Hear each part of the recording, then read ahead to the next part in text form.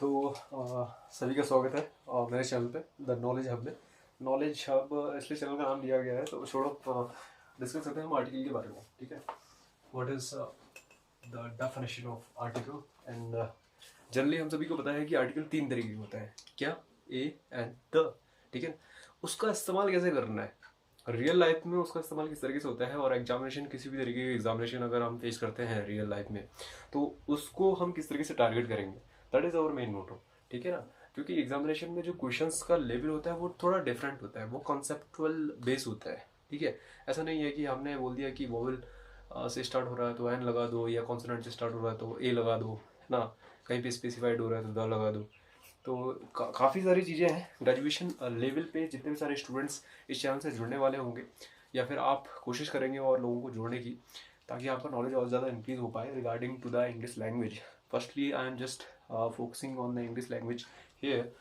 तो स्टार्ट हम आर्टिकल से कर रहे हैं। What is the today's topic is article. ठीक है, अब आर्टिकल्स बोल रहा हूँ मैं। ठीक है ना, आर्टिकल से मैं एस लगा दिया मैंने, क्योंकि तीन होते हैं, एक से ज़्यादा होते हैं, प्लूरल फॉर्म है, तो आर्टिकल्स ए एंड द। ठीक है ना, तीन तरह की चीज़ें होती हैं हमारे पास।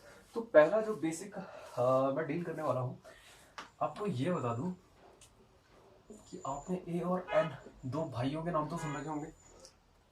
These are two brothers. ठीक है, द स्लाइटली डिफरेंट होता है किससे, इन दोनों से। ठीक है, अब बात आती है कि ए और एन जो आर्टिकल होता है वो द से किस तरह से डिफरेंट है।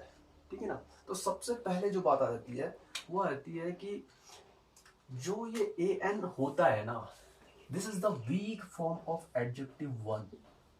जैसे मैथमेटिकली आप वन भी लिखते हो, वीक फॉर्म है। किसका वीक फॉर्म है? वीक फॉर्म है वन का। वीक फॉर्म है कौन? ए और एन। समझ में आई बात? जैसे मैं बोलूंगा कि मेरे पास एक पेन है, ठीक है ना, आई हैव वन पेन, ये बोल सकता हूँ मैं। तो वन मतलब होता है कि बिल्कुल स्पेसिफाइड है। ठीक है, कि आपके पास यही पेन है, आप इस पेन के बारे में जानते हो, I have a pen, one pen. लेकिन आपने बोलता आई हैव अ पेन, अब इससे क्लियरिफिकेंस क्लियर नहीं होता चीज, बात क्लियर नहीं होती कि आपके पास आई हैव अ पेन बोलने पे बात क्लियर नहीं होती कि वही पेन है जिसकी आप जिक्र करना चाह रहे हो, या सामने वाले व्यक्ति को चाहिए। आपके पास मे भी हो सकता है मार्कर जैसा पेन हो, आपके पास मे भी हो सकता है बॉल पॉइंट पेन हो, आपके पास मे भी हो सकता है जेल पेन हो, but you have a pen. आपको किसी भी तरीके का पेन है, लेकिन पर पेन है, तो वहां पे यूज करते हैं जहाँ पे weak form of the one का सेंस जाता है। तो आई हैव अ पेन मतलब कि मेरे पास एक प्रकार का पेन है जिससे कि तुम्हारा काम निकल जाएगा। समझ में आ रही है बात? आ रही है बात समझ में? तो ये वन का वीक फॉर्म होता है, एडजेक्टिव वन का वीक फॉर्म होता है ए और एन। आप बोलोगे सर द क्या होता है फिर? द जो एडजेक्टिव होता है, डेमोन्स्ट्रेटिव प्रोनाउन भी बोलते हैं इन्हें, दिस और दैट, दो चीजें होती है, सॉरी ब्लैक कलर दिख रहा होगा, दिस और दैट। तो दिस और दैट का जो वीक फॉर्म होता है वो होता है द। वीक फॉर्म जो होता है वो होता है द। ठीक है, ये दोनों के दोनों एडजेक्टिव है, वन और दिस और दैट, है ना। डेमोन्स्ट्रेटिव एडजेक्टिव जिसे बोल सकते हैं, डेमोन्स्ट्रेट कर रहे हैं हम, डेमोन्स्ट्रेटिव प्रोनाउन भी नहीं बोलते हैं। अब बात आती है हमारे पास कि ए एन का यूज कहाँ पे किया जाता है, द को यूज कहाँ पे किया जाता है। देखो ए एन जो आर्टिकल होता है ना, तो उसको हम इनडेफिनिट आर्टिकल भी बोलते हैं, इनडेफिनिट आर्टिकल। और इनडेफिनिट बोलने का मतलब क्या है, कि इनडेफिनिट आर्टिकल बोलने का मतलब ये है कि अभी अभी मैंने एग्जांपल दिया आई हैव अ पेन, तो आई हैव अ पेन मतलब क्या हो गया कि मेरे पास किसी भी तरीके का पेन है, I don't know the specification of that particular pen. ठीक है, but when I am going to define that particularization, ठीक है, जब मैं उस पेन को डिस्क्राइब कर दूंगा तो वो क्या हो जाएगी हमारे लिए, डेफिनिट हो जाएगी। तो ये क्या होता है, definite form of article. Definite form of article is known as the. ठीक है, डेफिनिट होता है। जैसे फॉर एग्जाम्पल इनडेफिनिट की फॉर्म में मैंने बोला आई हैव अ कार। अब वो किसी भी तरीके की कार हो सकती है भाई, लेकिन उसमें चार पहिए होंगे, कार में होते हैं ना चार पहिए, चार पहियों वाली गाड़ी है, कोई कार है तुम्हारे पास, उसका स्पेसिफिकेशन तुम्हें पता नहीं है। I have, sorry, I have the car which is of red colour. अब आपने क्या कर दिया कि मेरे पास एक ऐसी कार है जो कि रेड कलर की है, लाल रंग की गाड़ी है। तो आपने स्पेसिफाइड कर दिया इस नाउन को, इस कार को, द कार को स्पेसिफाइड कर दिया। अब कार हमारे पास ये नहीं है कि कोई इंफॉर्मेशन इंडेफिनिट फॉर्म में होगी हमारे पास। अब आपकी उसको डेफिनेट फॉर्म पता चल गई है, उसकी डेफिनेशन पता चल गई है कि वो रेड कलर की है। तो यहाँ पे हम द का यूज करेंगे because we are specifying, we are defining that noun, that is car. वो हमने डिफाइन कर दिया किस तरीके की है, रेड कलर की है। तो इसलिए हमने यहाँ पे द को यूज किया। तो इसलिए हम इसे बोलते हैं definite article, the. Are you getting my point? तो ये तो एक बेसिक पॉइंट है, ठीक है ना। There are lots of rules regarding to the article, ठीक है। One by one, day by day हम डिस्कस करते चले जाएंगे कि ए एन का यूज़ यहीं पे क्यों होता है, ठीक है। रूल्स क्या हैं डिफरेंट डिफरेंट तरीके के, ठीक है। तो ये जो बेसिक फंडा है, तो पहले तो ये क्लियर हो जाना चाहिए आपको। अब वो बच्चों वाली चीज़ें छोड़ देना कि वॉवल अगर होगा तो एन लगाएंगे, या फिर जैसे कॉन्सोनेंट होगा तो ए लगाएंगे। अभी भी उसमें भी साउंड का खेल होता है। अभी देखो तुम किस तरीके से चीज़ें पलटती हैं, ठीक है। तो इतनी बात तुम्हें क्लियर होनी चाहिए, ठीक है।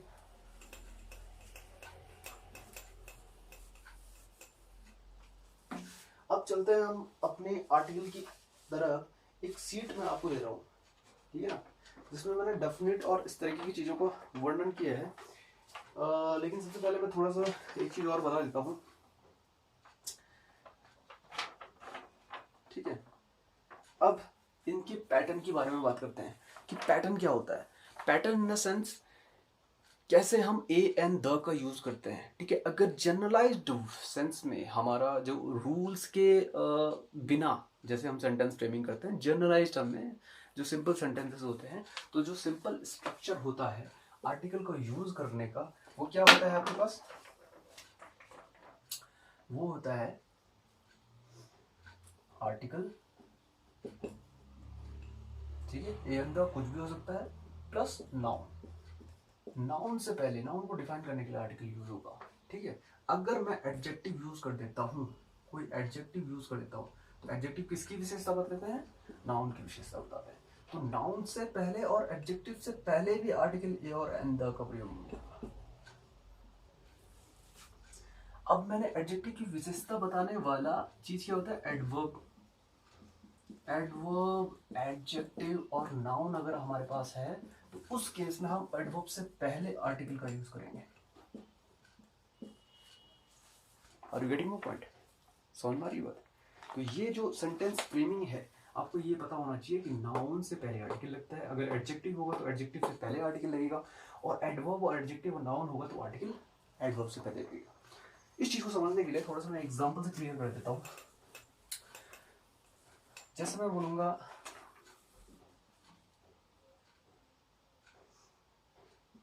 I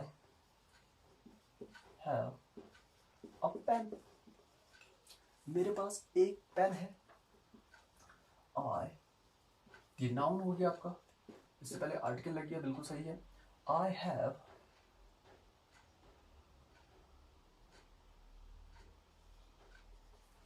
an intelligent वर्कर, मेरे पास एक इंटेलिजेंट वर्कर है। वर्कर यहाँ पे क्या हो गया, नाउन हो गया। इंटेलिजेंट क्या हो गया, एडजेक्टिव हो गया। तो हमने सिंपल सेंटेंस में यूज किया आर्टिकल को एडजेक्टिव से पहले यूज किया है, ठीक है। मैं बोलूं आई have a very good car, proper noun. तो ये नाउन है हमारे पास। गुड क्या हो गया, एडजेक्टिव हो गया। वेरी क्या हो गया, यहाँ पे एडवर्ब हो गया। अब एडवर्ब से पहले, वेरी मतलब बहुत अच्छा, ठीक है ना। वेरी मतलब एडजेक्टिव विशेषता बता रहा है एडवर्ब, वेरी। उससे पहले भी हमने यूज किया ए का, आर्टिकल का, ठीक है ना। तो ये एक सिंपल तरीका होता है सिंपल सेंटेंसेस में आर्टिकल को यूज करने का, जो कि सिंपल स्ट्रक्चर मैंने पहले बता दिया आपको किस तरीके से फॉलो होता है। नाउ कुछ डिफरेंट टाइप ऑफ वर्ड्स होते हैं, कुछ डिफरेंट टाइप के रूल के अकॉर्डिंग ये जो सेंटेंसेस होते हैं, ठीक है, वो ब्रेक होते हैं। जैसे कि लिखो, बहुत इंपॉर्टेंट चीज है, फर्स्ट रूल फर्स्ट लिखना है इसमें। वैसे तो बहुत सारे रूल तुम बना रहे होंगे, तो रूल लिखते चले जाना, ठीक है। सबसे पहले क्या होता है कि सच, अगर सच आ गया कहीं पे, such a beautiful house, what a beautiful girl, what a beautiful mansion, मतलब बहुत बड़ा महल है, ब्यूटीफुल महल, ठीक है। सच व्हाट मैनी और हाफ, इसके साथ जब ये चीजें यूज होंगी किसी भी सेंटेंस में, तो इसके बाद आर्टिकल ए एन यूज होता है। याद रखना, आर्टिकल ए और एन यूज होगा ही होगा, ठीक है ना। सच वर्ड मैनी हाफ, ठीक है, ये क्लियर कर लो। जैसे कि एक एग्जांपल से मैं क्लियर कर देता हूँ आपको कि सच का एग्जांपल मैं दे रखा हूँ। जैसे मैंने बोला ना अभी कि वर्ड का एग्जांपल देते हैं। What a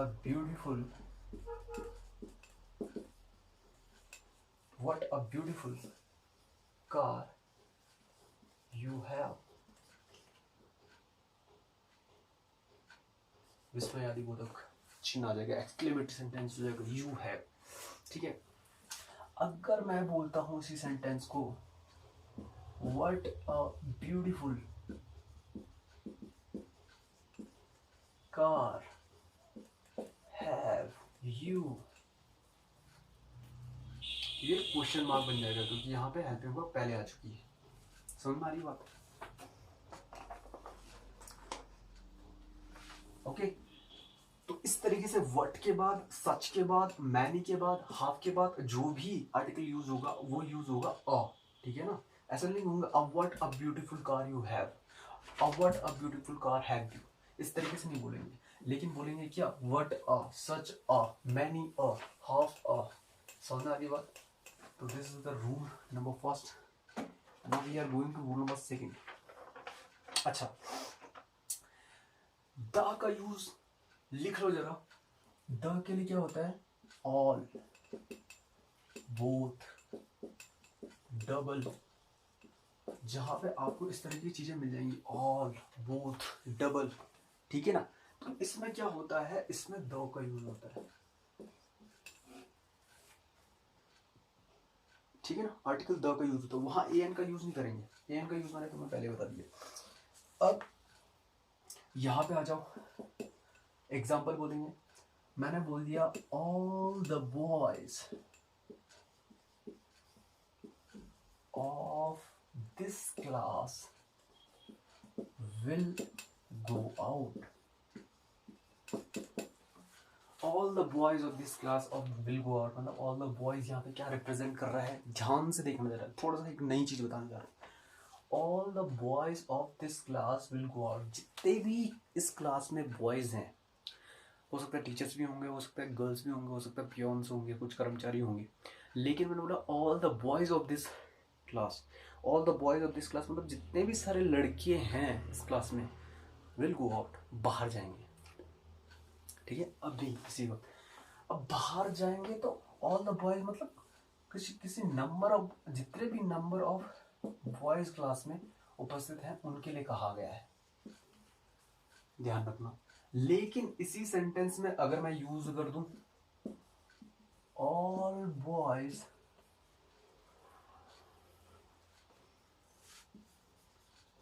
have good nature, all boys have good nature, कोई जरूरी नहीं है ऑल बॉयज, ये सेंटेंस गलत हो गया सर, यहाँ पे दो का यूज हो गया, लेकिन मैंने बोला कि all boys have good nature, ठीक है। चलो गुड नेचर तो कई लड़कों का आपको ऐसा लगेगा कि बहुत सारे लड़के ऐसे भी होते हैं जिनका बैड नेचर होता है। All boys have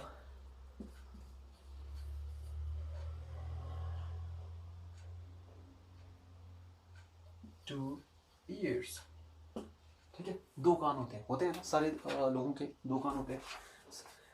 all boys मतलब क्या होता है इस सेंस में, तो ऑल बॉयज मतलब होता है यहाँ पे नंबर ऑफ बॉयज नहीं है, यहाँ पे नंबर ऑफ बॉयज क्लास के अंदर थे। ऑल बॉयज का जो सेंस जाता है वो जाता है बॉयज की जाति से, ऑल बॉयज मतलब बोलने का मतलब ये है कि बॉयज की जितनी भी जाती हैं, अब बॉयज की कैटेगरी के अंदर एक बॉय है, दो बॉय है, चाहे वो इंडिया का बॉय होगा चाहे वो अमेरिका का बॉय होगा, हैव 2 ईयर्स, 2 ही कान होते हैं, किसी के 4 कान तो होते ही नहीं है, ठीक है ना। तो ऑल बॉयज बोलने का मतलब यहाँ पे क्या है, यहाँ पे ऑल बॉयज बोलने का मतलब है बॉयज की जितनी भी सारी क्लास है, जो बॉयज की जनजाति है, ठीक है, उनमें 2 कान होते हैं। तो ऐसा मत बोल देना कि ऑल द बॉयज होना चाहिए, ठीक है, ऑल द बॉयज भी ठीक है, but all the boys generally किसको डिनोट करता है, नंबर ऑफ द बॉयज को, किसी स्पेसिफाइड जगह में उपस्थित नंबर ऑफ बॉयज की कैटेगरी को डिफाइन करेगा ऑल द बॉयज। ऐसी ऑल द गर्ल्स, है ना, all the girls in this town are above 18, ठीक है ना, 18 की एज के ऊपर है सारी की सारी गर्ल्स जो इस टाउन में मौजूद हैं। हमने सर्वे किया, इस टाउन में जितने भी गर्ल्स मौजूद हैं वो 18 अबव हैं। तो all the girls in this town, I am talking about in this town, ठीक है ना, I am not talking about the whole girls class, ठीक है ना। अगर क्लास की बात होती है तो हम ऑल गर्ल्स का यूज कर सकते हैं, जैसे all girls have swing nature, है ना, स्विंग नेचर होता है, स्विंग मूड होता है ना गर्ल्स का नहीं होता कई लोगों का, इस तरीके से होता है। एक लिख लो, हाउ सो टू एज। अगर ये वर्ड, ये सेंटेंस में ये वर्ड कहीं पे आपको दिख गया और आर्टिकल का यूज करना है तो एडजेक्टिव पहले यूज होगा, then you will use article, then noun. समझ आ रही है बात। अगर ऐसा कोई सेंटेंस का स्ट्रक्चर आपको मिलता है तब आप एज एडजेक्टिव यूज करोगे पहले और एडजेक्टिव के बाद आर्टिकल यूज करोगे। अभी तक मैंने सिंपल सेंटेंस में क्या बताया था कि एडजेक्टिव अगर किसी सेंटेंस में होगा तो एडजेक्टिव से पहले आर्टिकल का यूज होता है, लेकिन सेंटेंस में अगर इन चारों में से कोई भी वर्ड आपको दिख गया तो आप एडजेक्टिव के बाद ही आर्टिकल का यूज करोगे। जैसे बोलते नहीं है, how beautiful, how beautiful a bike you have. तुम्हारे पास कितनी अच्छी बाइक है यार, how beautiful a bike you have.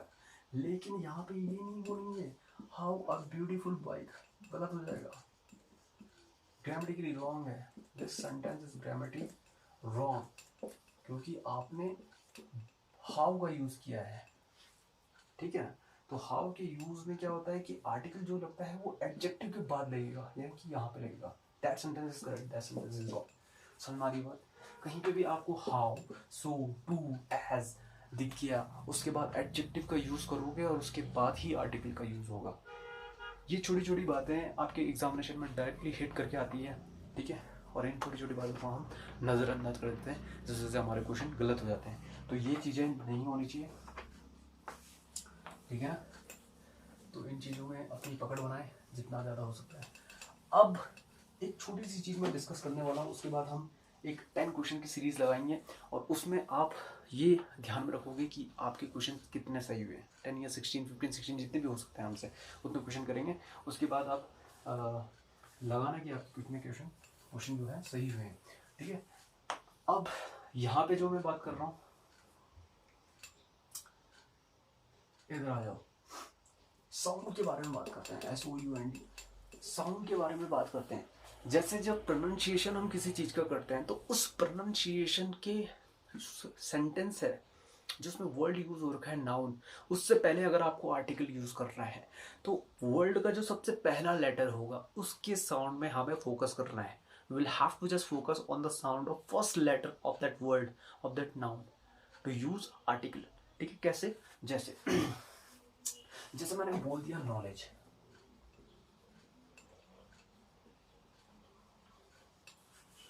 Knowledge में नौ से स्टार्ट हो रहा है, नॉलेज, ठीक है, नौ से स्टार्ट हो रहा है। नौ क्या है, कॉन्सोनेंट साउंड, एन से स्टार्ट होगा, नौ कॉन्सोनेंट साउंड होगा तो अनॉलेज का यूज करूंगा। मैंने बोल दिया यूनिक, यूनिक यूनिक यूनिक जो हो रहा है यू से स्टार्ट हो रहा है, यू से स्टार्ट हो रहा है, तो यू में जो कॉन्सोनेंट साउंड होते हैं, एक्चुअली मैं आपको बता दूं कि इंग्लिश में वॉवल साउंड केवल इतने ही नहीं है जितने वॉवल्स हैं, ए ई आई ओ यू 5 वॉवल्स होते हैं, है ना, और 21 कॉन्सोनेंट्स होते हैं ना। तो ऐसा नहीं है, यहाँ पे 5 वॉवल्स मिला करके बहुत सारे साउंड्स बनाते हैं, और उन साउंड्स की जो नंबर है शायद 20 है इंग्लिश में, ठीक है। और ऐसे ही 24 कॉन्सोनेंट साउंड्स होते हैं, तो उसमें यू का जो साउंड जाता है वो जाता है जे का, और जे हमारा कॉन्सोनेंट होता है। तो इसलिए जब भी यू से स्टार्टिंग, यू से जब भी कोई वर्ड आपका स्टार्ट हो रहा हो, नाउन स्टार्ट हो रहा होगा, तो वहाँ पे जो आर्टिकल यूज होगा वो कॉन्सोनेंट की फॉर्म की वजह से, कॉन्सोनेंट साउंड की वजह से ए यूज होगा, यूनिक। समझ आ रही बात? अब ये मत बोल देना कि sir A E I O you में तो ये वॉवल है, इसके पहले तो एंड लगना चाहिए, no, that will be wrong. What it? अब जैसे यूनिवर्सिटी, एक और एग्जांपल ले लो, यूनिवर्सिटी। अब यूनिवर्सिटी है, यूनिवर्सिटी में यू देखो, यू से स्टार्ट हुआ है, यू का कॉन्सोनेंट साउंड क्या आता है? जे, ठीक है ना। जब भी आप कॉन्सोनेंट साउंड देखोगे गूगल में सर्च करके, तो यू का जो कॉन्सोनेंट साउंड आता है वो जे जाता है, ठीक है। तो जे की वजह से यहाँ पे क्या यूज होगा? आर्टिकल ए यूज होगा, एन यूज मत कर देना, ठीक है। जैसे हम बोलते हैं लिखो, यूलॉजी। अब कई लोग ना प्रोनाउंसिएशन में गलती कर देते हैं। इंग्लिश में प्रोनाउंसिएशन में गलती करने का मतलब आर्टिकल में गलती होना, और ज़्यादातर आपके साथ इसी के साथ खेला जाएगा कि आर्टिकल ए और एन के साथ ज़्यादा खेला जाता है। क्यों? क्योंकि वो प्रोनाउंसिएशन वाले केस ज़्यादा देता है। समझ में आ रही बात? एग्जामिनेशन में प्रोनाउंसिएशन वाले केस ज़्यादा होते हैं। जैसे हमने बोलता है यूलॉजी, अब कई लोग इसको पढ़ेंगे यूलॉजी, यूलॉजी, यूलॉजी। अब ईयू तो ई तो साउंड होता है वोवेल, तो वो लगा देते हैं, एन हो जाएगा रॉन्ग। क्यों? क्योंकि इसका जो प्रोनाउंसिएशन होता है वो होता है यूलॉजी, यू का साउंड होता है जे, और जे के पहले लगता है ए। समझ में आ रही है बात? ऐसी तुम्हारे जैसे कई सारे एग्जामिनेशन में था, हाल ही में एक एग्जामिनेशन हुआ था एसएससी जेई का, तो उसमें जो क्वेश्चन पूछा गया था वो पूछा गया था यूरोपियन से। अब आप क्लियरली बता सकते हो कि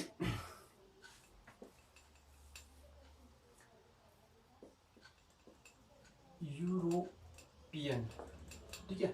यूरोपियन में क्या होता है? ईयू जहां पे भी आपको दिख जाए ना ईयू, तो उसका साउंड होगा यू, और यू का इंग्लिश में साउंड होता है, कॉन्सोनेंट साउंड होता है जे, और इसमें आर्टिकल यूज होता है ए। ये गांठ बांध के रख लो आप। EU is starting from U, that is J, that is A. तो अ यूरोपियन होगा, a European country, an European country, we can not say that an European country, ठीक है ना। ई यूरोपियन कंट्री मत बोल देना, ऐसे यूरोपियन कंट्री होता है, ठीक है। ऐसे ही बहुत सारे एक और चीज होती है, जैसे जो अपवाद में आ जाते हैं बहुत सारे, जैसे वुडन टेबल। कई लोग जैसे बोलते हैं वुडन टेबल।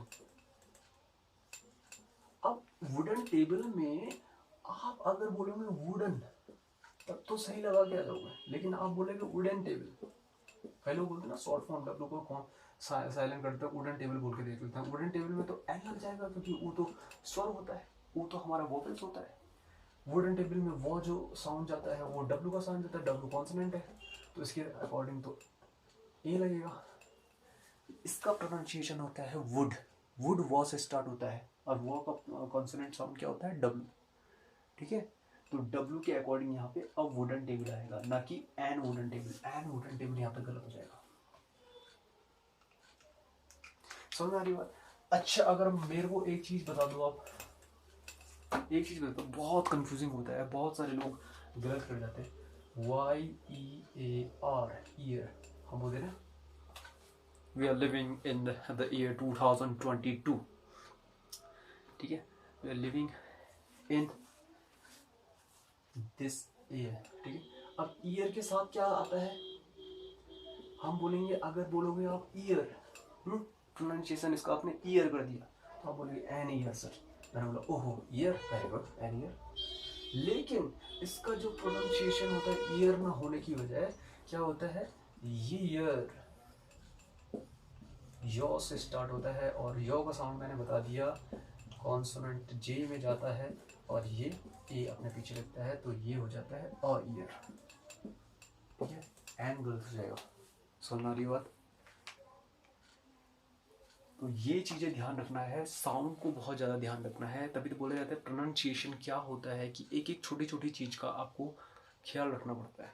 आजकल कंपटीशन इतना कट थ्रोट है कि आप कि इतनी छोटी छोटी चीज़ मिस करोगे, देखो ना कट ऑफ कोई बच्चा 1 नंबर से रह जाता है, उसको ये कॉन्सेप्ट नहीं पता होगा बेचारे को, तो वो ये लगा नहीं पाएगा आर्टिकल में। ठीक है, गया काम से 1 नंबर से कट ऑफ कहाँ से कहाँ चली जाती है। हाल ही में IAS एग्जामिनेशन में सेम मार्क्स में आपको 30 से 40 बच्चे मिल जाते हैं। 600 पोस्ट होती हैं, 800 पोस्ट होते हैं, सेम मार्किंग में 30 से 40 बच्चे मिल जाते हैं। ठीक है ना? तो आप सोचो कि कितना कष्ट होता होगा, कितना दुख होता होगा जब वो बोलता होगा कि यार पेपर देने के बाद शायद मैंने आर्टिकल पे ये वाला चैप्टर पढ़ लिया होता, है ना? हमारे साथ भी हुआ है लॉट्स ऑफ टाइम। हम जानते हैं कि गलतियाँ कहाँ पे होती हैं, that's why I chosen this particular field of teaching English. Now आपके सामने एक फ्लैश हो रही होगी ये शीट, जिसको हम 1 by 1 लगाएंगे। ठीक है, वो चीज़ मैंने भी तैयार कर रखी है। ठीक है, हाँ 14 क्वेश्चन है इसमें। ठीक है, 1 by 1 हम इसको लगाते हैं, देखते हैं कि आर्टिकल में अभी तक हमने जितना पढ़ा है क्या उतना हमें अप्लाई करना आता है या नहीं आ रहा है, या फिर क्वेश्चन किस तरीके से फ्रेम होते हैं आपके एग्जामिनेशन में। कोई जरूरी नहीं है कि आपको 16 में से 14 मार्क्स गेन करने हैं। ठीक है ना? मेन चीज़ ये है कि आपको अंडरस्टैंडिंग बनानी है। You will have to increase your understanding. Okay, just jump into the first question, that is she is very an intelligent girl। क्या बोला? she is very an intelligent girl।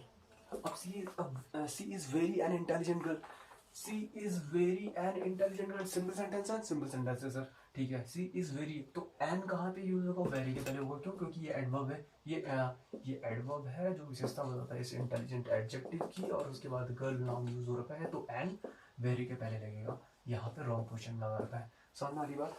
Next move, next question फटाफट से। I am an mechanical engineer, I am an mechanical engineer.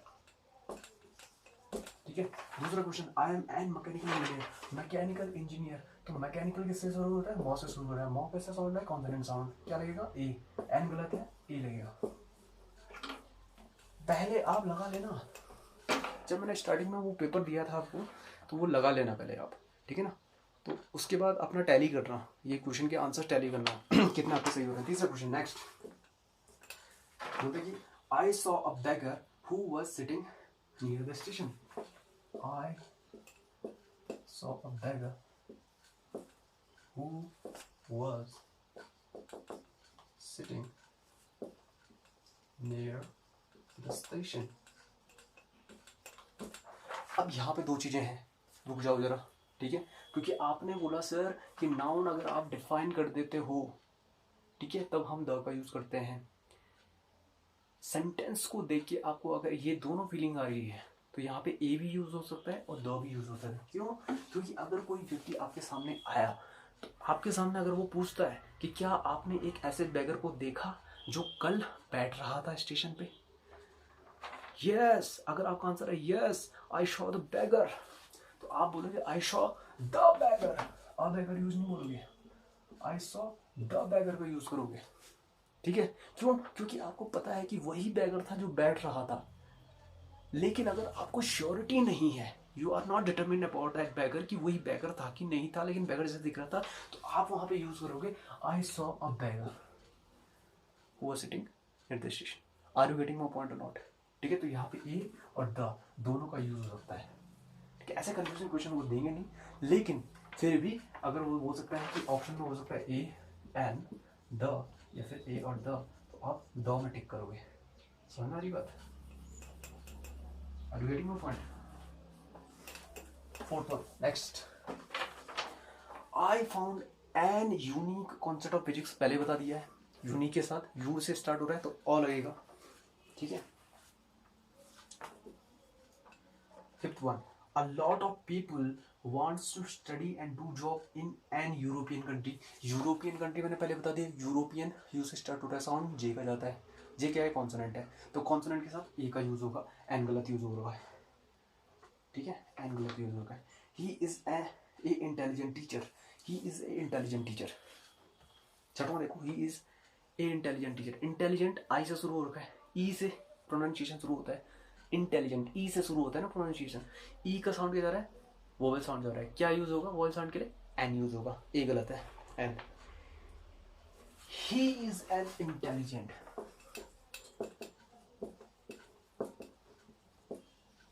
रुको रुको रुको जरा, थम जाओ, यहाँ पे देखो, he is an intelligent. He is an intelligent बोलने का मतलब ये है कि इंटेलिजेंट को देखो, एन इंटेलिजेंट क्या है, एडजेक्टिव है भाई। आर्टिकल क्या बताता है, नाउन की विशेषता बताता है ना। Weak form of the adjective है, एडजेक्टिव क्या होता है, नाउन की विशेषता बताता है, तो नाउन से पहले ही तो लगता है यार। लेकिन यहाँ क्या है, केवल एडजेक्टिव आपको दे रखा है इंटेलिजेंट, नाउन का जिक्र तो हुआ ही नहीं है। जब नाउन का जिक्र हुआ ही नहीं है तो कोई भी आर्टिकल यूज नहीं होगा। ये मतलब ना इंटेलिजेंट आई से शुरू होगा सर, इंटेलिजेंट वोवेल साउंड है तो वोवेल साउंड से पहले एन, बिल्कुल सही लग रखा है, सही करके आगे नहीं, गलत है, दिस इज टोटली रॉन्ग।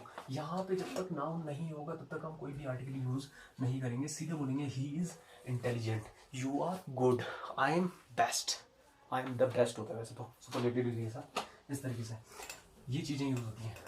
समझ में आ रही बात। इंटेलिजेंट के पीछे, एडजेक्टिव के पीछे नाउन होना जरूरी है, तभी आप आर्टिकल का यूज करोगे, otherwise you will not use. ठीक है, now 8 question is Mohan spent half of hour, half आ गया तो हाफ, ठीक है, हाफ के साथ मैंने क्या बोला था, मैनी हाफ व्हाट ठीक है, या फिर वो पहला वाला कॉन्सेप्ट और लगता है, एन गलत हो जाएगा। ठीक है, ही स्पेंड हाफ एन आवर, ए और एन का यूज होता है ना, हाफ ए आवर और ए और एन का यूज होता है। ठीक है, हाफ एन आवर बिल्कुल सही है, half an hour, the hour का यूज नहीं होता है। ठीक है, मैनी ठीक है, many a man is hard worker. Song वाली बात, इस क्वेश्चन को जरा ढंग से समझो, सब्जेक्ट वर्ब एग्रीमेंट जब चैप्टर क्लियर कराएंगे ना आपको, तो उसमें भी आपको बहुत अच्छी तरीके से पता चल जाएगा कि ये कॉन्सेप्ट है क्या चीज। पहले इतना जान लो क्वेश्चन क्या है, many a man is hard worker. अब मैनी अमन बोलने का मतलब क्या है, पहले तो ये समझ लो थोड़ा सा, सब्जेक्ट वर्ब एग्रीमेंट का मैं थोड़ा हिंट दे देता हूँ। मैनी अमन मतलब होता है कि मैनी मतलब बहुत सारे, अमन ठीक है, मतलब कि अमन की तरह बहुत सारे लोग होंगे, अमन की तरह, इज हार्ड वर्कर। इज क्यों हुआ, क्योंकि ये अमन की बात कर रहा है, बहुत सारे लोग ऐसे हैं जो अमन की तरह क्या है, हार्ड वर्कर है, तो अमन की बात हो रही है इसलिए यहाँ पे इज यूज हुआ है। अब यहाँ पे आर्टिकल चैप्टर चल रहा है तो आर्टिकल यहाँ पे इस तो सही यूज हो रहा है, मैनी अमन, मैनी अमन, का साउंड क्या है, वोवेल है, वोवेल के साथ एन का यूज होता है, गलत हो गया, एन का यूज बिल्कुल करेक्ट है, एन। ठीक, now many a book was published last year, question number 10, many a book was published last year, many के साथ लगता है, बिल्कुल सही है, ए एन का यूज होता है, लेकिन ए एन का यूज कब होगा, बुक, बुक क्या है, बी से स्टार्ट होता है, कॉन्सोनेंट साउंड है, अ का यूज होगा, बिल्कुल करेक्ट है। ठीक,